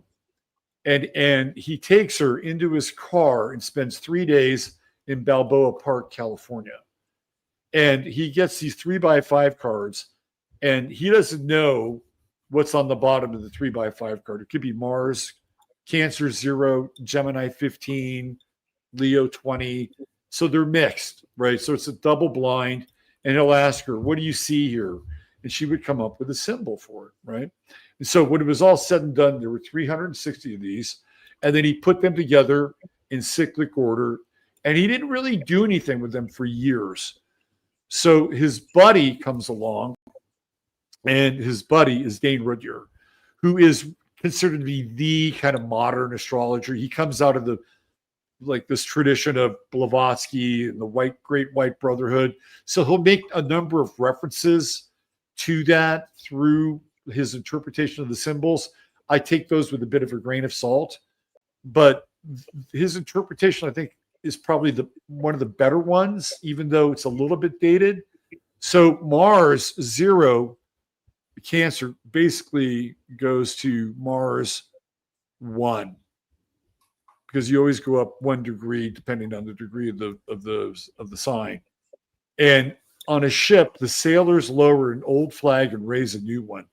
So this is a symbol of the false flag, or in some ways, if you were to take it into, say, Russia, right? It's literally the lowering of one flag and then the raising of another flag to symbolize the new government, right? So anyway, a radical change of allegiance exteriorized in a symbolical act, a point of no return. We have now reached a square, a 90-degree angle to the beginning of the cyclic process. That started at 0 Aries. This is a moment of crisis, a sharp turning point. In the zodiacal cycle at the summer solstice, the northward motion of the sun in declination stops. The sun rises and sets as far north of exact east and west as it can during the year cycle. Its motion is now reversed. Slowly, the sunset points move southward on the western horizon, and the length of the day decreases. In the lunation cycle from new moon to new moon, this is the first quarter phase. On the ship, which symbolizes the ego consciousness floating, as it were, on the vast sea, or the sea of vast unconscious, the individualized will makes a basic decision. The dominant yang force allows the yin force to begin a 6-month-long rise to power. The collective will gradually overcomes the individual. And at the end, the state will overpower the person. Now, however, the individual person enjoys his most glorious hour. He exalts in his ability to make a free decision, to act as an individual who selects his life goal and his allegiance. This is the first stage of the 19th fivefold series of the degree symbols.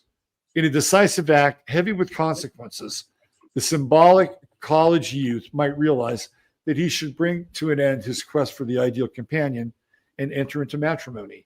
He assents to the possibility of progeny, of home, responsibility. His consciousness accepts a process of fundamental reorientation, implying the stabilization of his energies. So on an individual level, like having Mars at this degree would indicate that you, me, people who have this through Mars, which is in its fall, come to a point of crisis. right? And in that point of crisis, there's a re-allegiance of what flag you want to fly in your life, basically.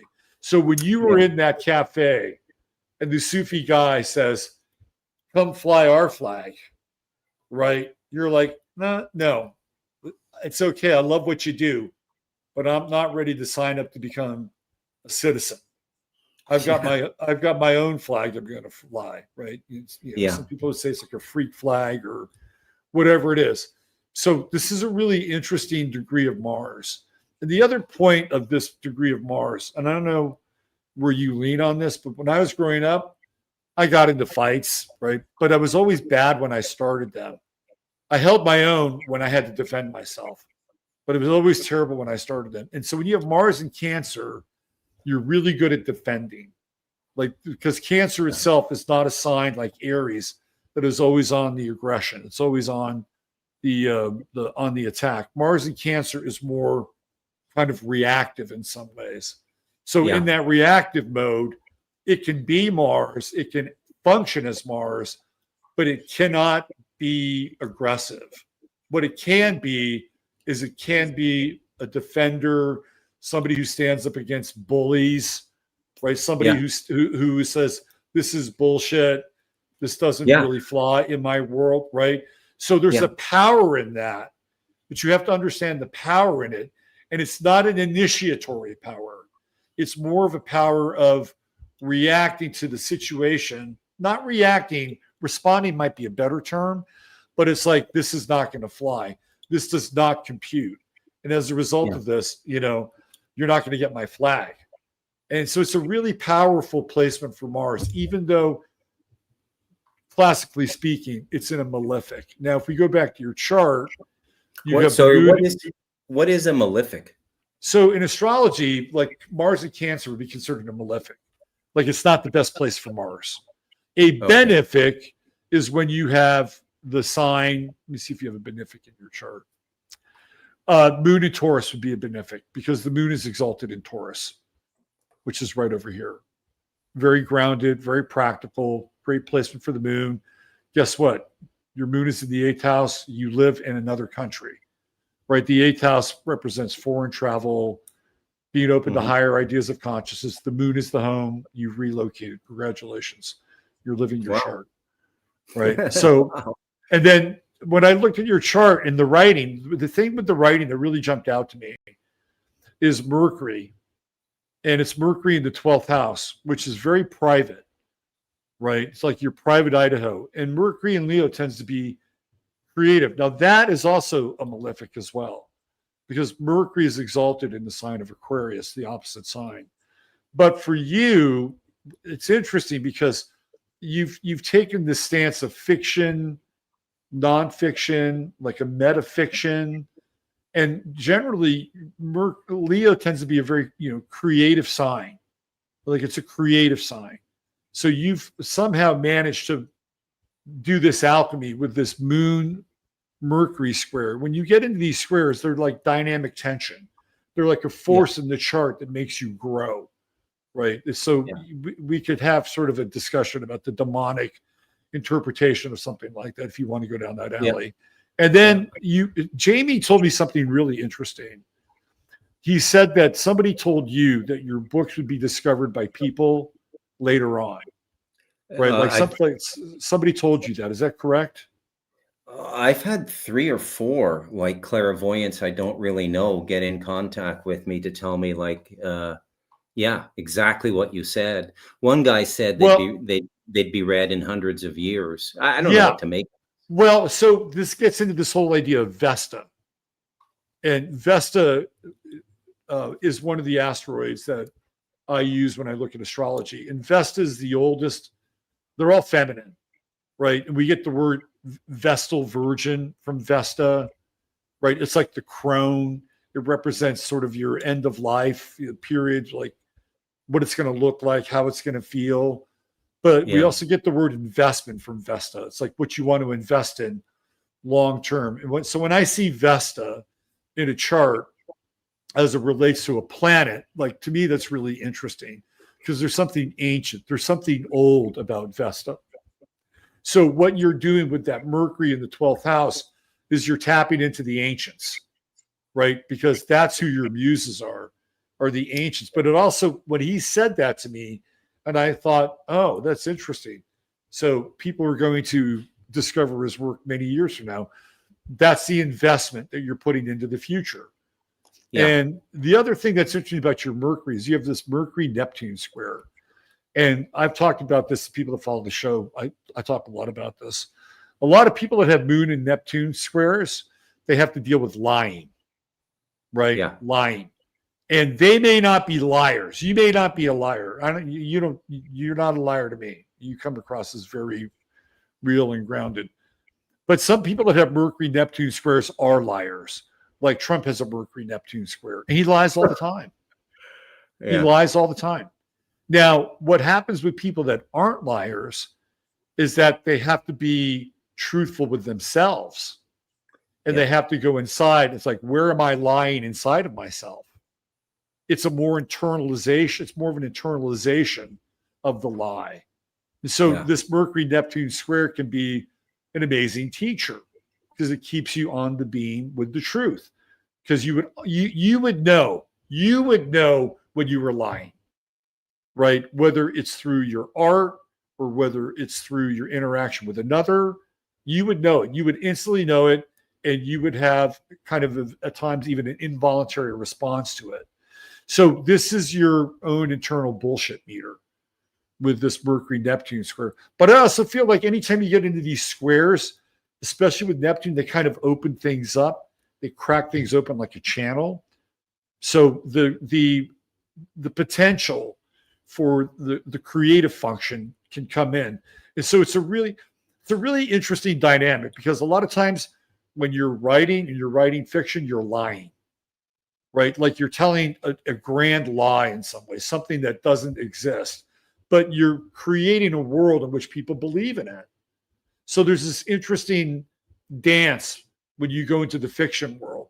So what you've done here is you've kind of created an interesting synergy between something that you've experienced probably in your own life, how to kind of hyper dramatize it and create something that sounds and is legitimately real. People may not believe it, but it's legitimately real because you've gone through the layers and processed it. So you're able to kind of sift through things that feel fictional, that feel like they're an illusion, that feel like a lie, and you'll take what you need and you'll turn it into truth. And that's all a very 12th house experience. It's very private. It's like it's your own private Idaho, right? So you're also at the 29th degree of Leo on the ascendant. So you have Regulus on your ascendant, which for many years has been the most royal of the royal stars. So there's something at that 29th degree of Leo that you're here to finish. It's the final degree. It's the anaretic degree. So this lifetime, if I were to read your chart, even knowing a little bit about you now, like this lifetime is your magnum opus. Like you need to do it in this lifetime because this is it, right? 1 degree over and you're into Virgo, which is a very, very different personification. And your first house is primarily Virgo. You have Pluto there, you have Uranus there, then you drop down into a little Libra. What happened in 2011 is Regulus changed signs. And most people don't know how profound this is. For thousands of years, we have been under sort of this rule of divine right, which is lined up with Regulus. Like the law of kings, the law of queens. In 2011, that changed. And it went into Virgo. And so we went into this shift from, this is one of the reasons why Donald Trump got elected. Because even though Trump is a 28 degree Leo rising, the common man could relate to Trump because of his gruff nature, how he talked. He was the exact opposite of Obama. He wasn't polished at all. Everything was kind of off the cuff, right? So that pivot in 2011 sort of sets the stage for Trump. But also what happens in 2011 is the whole DEI culture comes online. And then what happens is we have a bunch of Karen. We have a bunch of unqualified people that should be working at the DMV now in positions of power. It's sort of like at the beginning we're going to get the worst version of the people leading versus, the royal family or the royal bloodlines.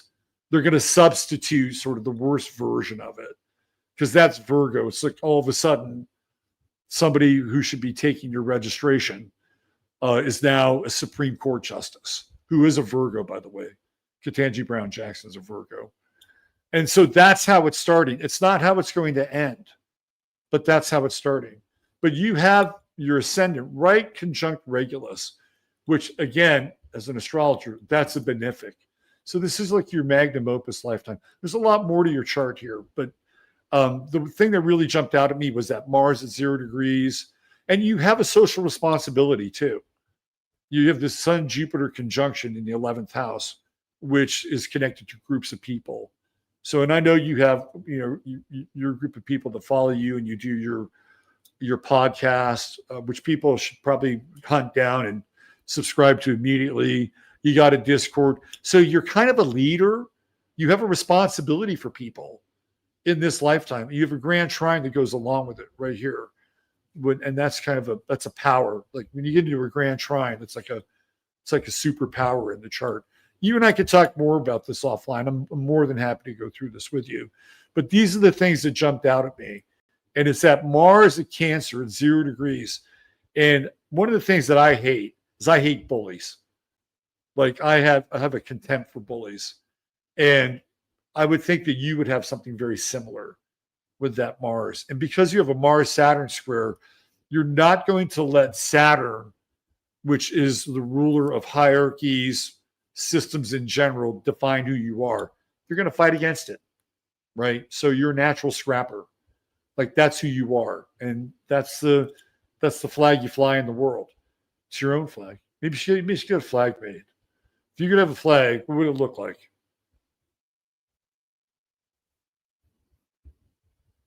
Is he there? Oh, he beamed out. We're getting to the A1 sauce of the show, and he beamed out. And I wasn't even aware of it. I hope he comes back. All right. Let's go into the chat. Let's see what some of the comments are here. Let's see.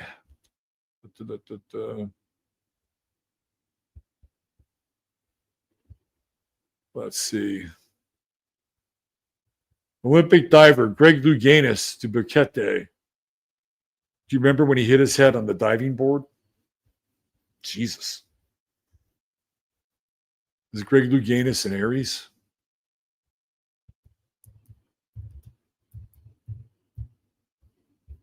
Let's see. Greg Louganis is an Aquarian. Of course he's an Aquarian. Interesting. Are we going to get Bruce back? There he is. Where did you drop out? I had Bluetooth mode. Another little power glitch. No, where did you drop out in my soliloquy? The last thing I remember is lying and going into yourself internally, and there will be a lot of lies around you. Yeah. That's the last thing I remember. Went through a lot more, so you should go back and watch the last 10 minutes. I will.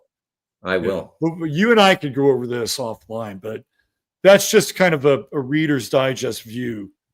And I locked in on that Mars because we have the same Mars, even though we're born 6 years apart. And so there you go. Phenomenal. I got into this whole thing with Vesta and you being discovered years from now and communing with the ancients. And that's your source. The ancients are your source. They're your muses. Wow. What when you're talking ancient, what are we talking here? Atlantis or further?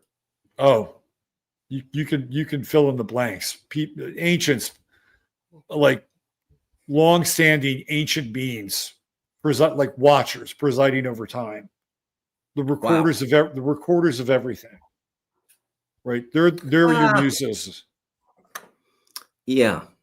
Yeah, that's a variation on something else I was told a number of years, several years ago, that I was, my incarnation was essentially that of a mythologist, and that I was an organizer for the Akashic records. I put things in. That's very 12th house. That's totally 12th house. Yeah. Yeah. And yeah, thank goodness I've been able to make a living, because, I've put a lot of time into writing, and in terms of the philosophy of our time, which is largely return on investment, it's been materially, it's been a bit of a letdown. But as a person, I feel phenomenal, and I will never stop writing. It's more embedded in me than a crack addiction. I can't stop. Right. And Yeah. Yeah. this is the perfect writer's palace I've created up here. No property tax, no mortgage, no mortgage, no rent, no nothing. So, I mean, my two bills a month are Starlink and the lights, and that's it. And I should get a discount this month on the lights. I'm tied with Elon. Let me put in a good word for you. Okay. Are you really? No, I'm not. Okay. I wouldn't doubt that. Just messing around. Where do we go from here? I feel like we're in second coming territory. Anarchy unleashed upon the world. Al momento no, mi amor, porque la luz retornó. I was just having my lunch brought to me there. Oh, that's nice. Yeah. Maybe we can sum up the future in 5 minutes. What do you think? Sure. Possible? Yeah. Yeah. All right, give it a shot. Where are we headed? Well, I think everything we're going through now is transformative, and it's, in a Yes. sense, it's a purge. Yeah. I think that the humans that occupy the planet in 100 or 200 years are going to have the fourth dimension mastered. We will no longer be bothered by our own thought creations or those things that live in the astral. Now, the New Age calls this, going to 5D. I think we're going to understand time and the purpose of life a lot better. I think the state of consciousness on this planet is going to be greatly elevated. Yeah. I think that there's been a tremendous amount of immigration to this planet, and immigration into the incarnational cycle. So brought from somewhere else and put into the Earth astral and incarnated here.